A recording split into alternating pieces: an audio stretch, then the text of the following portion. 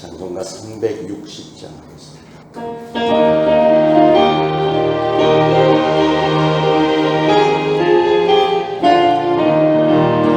맹금 나팔 소리에 주의 오령 났으니 십자가의 군기를 높이 들고 나가세. 선한 싸움 다 싸우고 의의 멸류관 받았으리라.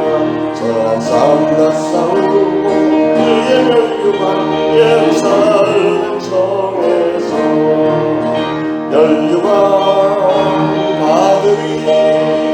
조용한 강 건너 우리 싸움 마치는 날 의의 멸류관 예루살렘 성에서 악한 마귀 권세를 모두 깨쳐버리고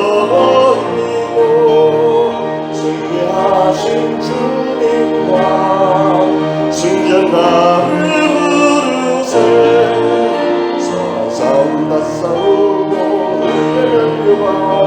의의 멸류관 받았으리라. 선한 싸움 다 싸우고 의의 멸류관 예루살렘 성에서 멸류관 받으리. 저 요단강 건너 우리 싸움 마치는 날 의의 멸류관 예루살렘 성에서 달려갈 길 나가 싸움 모두 마치는 주와 함께 기쁨을 용사들아 누리세. 선한 싸움 다 싸우고 의의 멸류관 받았으리라. 선한 싸움 다 싸우고 의의 멸류관 예루살렘 성에서 멸류관 받으리. 조용한 강 건너 우리 싸움 마치는 날 의의 멸류관 예루살렘 성에서 멸류관 받으리. 조용한 강 건너 우리 싸움 마치는 날 의의 멸류관 예루살렘 성에서.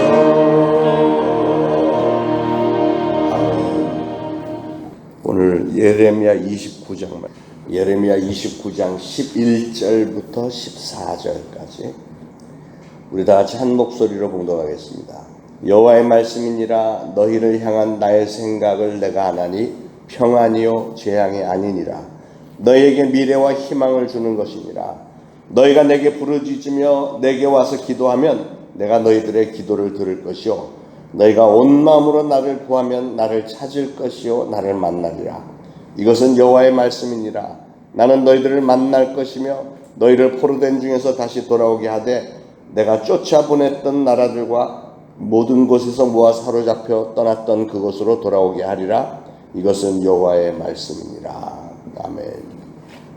하나님 앞에 범죄했던 이 유다 백성들이 마침내 바벨론의 침략을 받았고 많이 죽었고 또 남은 사람들은 전부 포로로 끌려갔습니다. 바벨론은 지금의 이라크가 있는 곳입니다.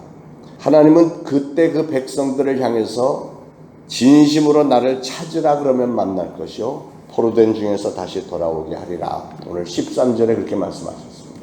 우리 인간의 생활, 인생이라는 것은 끊임없는 만남의 연속입니다. 그런 만남 가운데서 내가 만나는 대상이 누구고 내가 무엇을 만나고 어떤 상황에서 만나느냐에 따라서 인생의 결과가 천지 차이로 많이 달라집니다. 가지각색으로 나타납니다.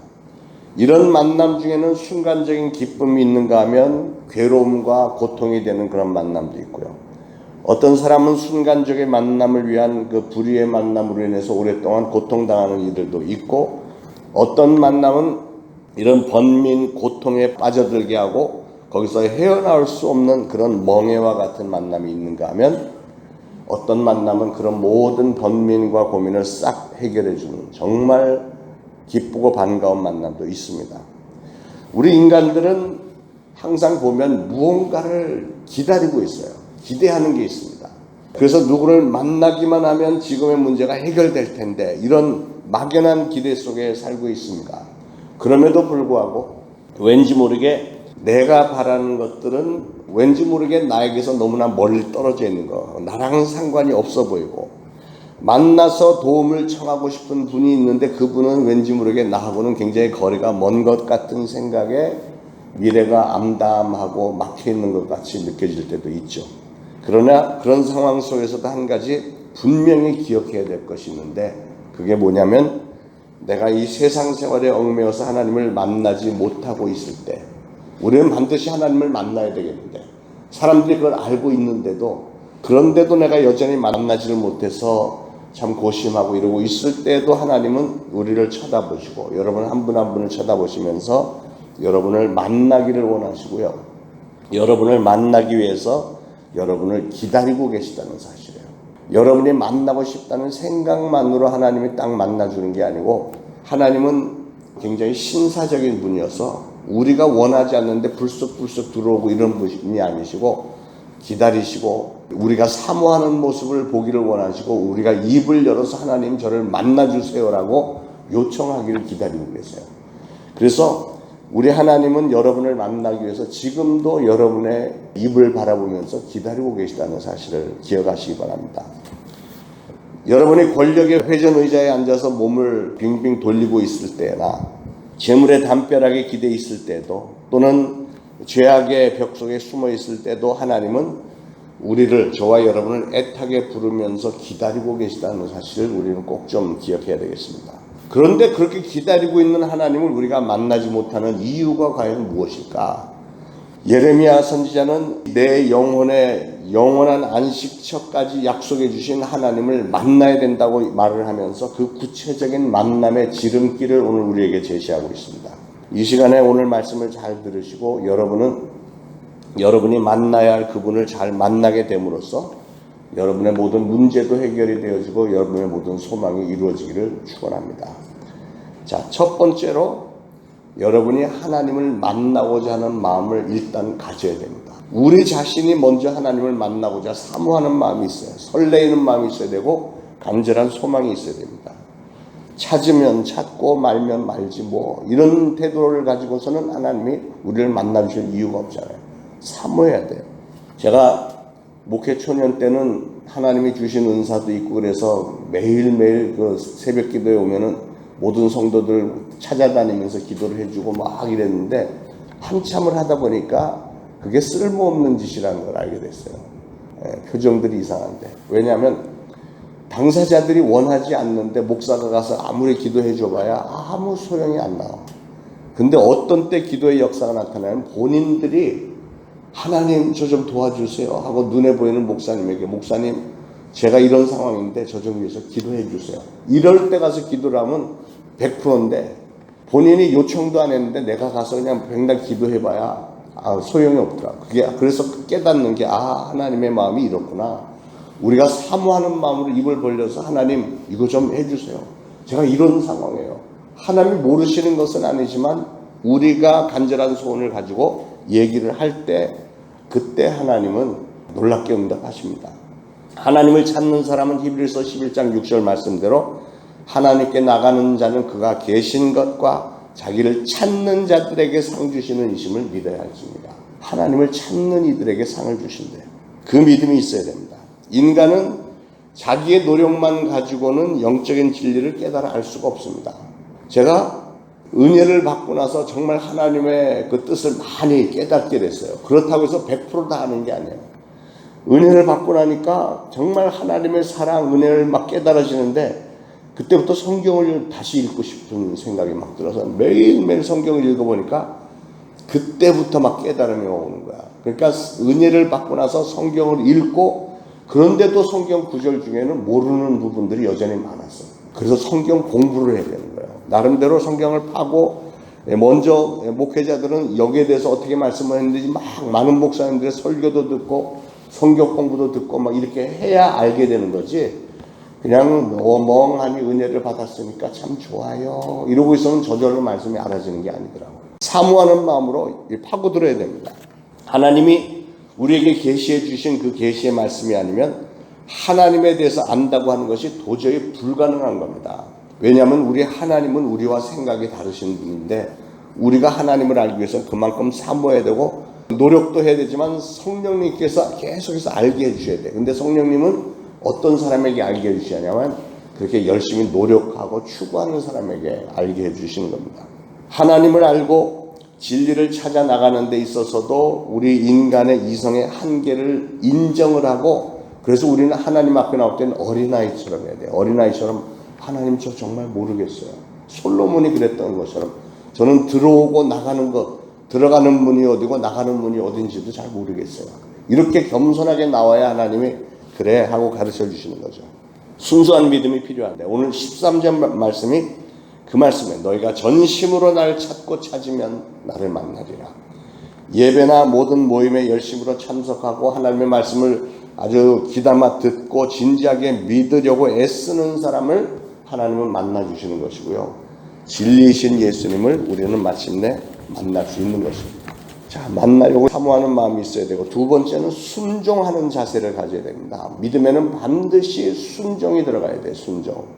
하나님은 우리가 구원을 얻기 위해서 무슨 행위를 요구하지는 않으셨어요. 그러나 믿는 자에게 줄 상급에는 반드시 필요한 게 있는데 그건 순종이라는 두 글자. 아브라함 순종을 했기 때문에 믿음의 조상이 됐잖아요. 우리 하나님께서 아브라함을 부르셨을 때 75세에 그를 불렀는데 곧바로 순종해서 그냥 집을 떠났습니다. 갈 바를 알지 못했지만 그냥 믿는 구석은 딱 한 가지. 지금 자기의 귀에 들려왔던 그 하나님의 음성, 하나님의 메시지. 내가 너의 이름을 창대하게 하리라. 내가 너를 복주겠다. 내가 너를 복의 근원이 되게 하겠다. 이 몇 마디가 쟁쟁쟁쟁 들려온 게 이게 진짜구나 하고 그냥 다 던져버리고 그냥 순종해서 떠난 겁니다. 이게 하나님께서 기대하시는 거예요.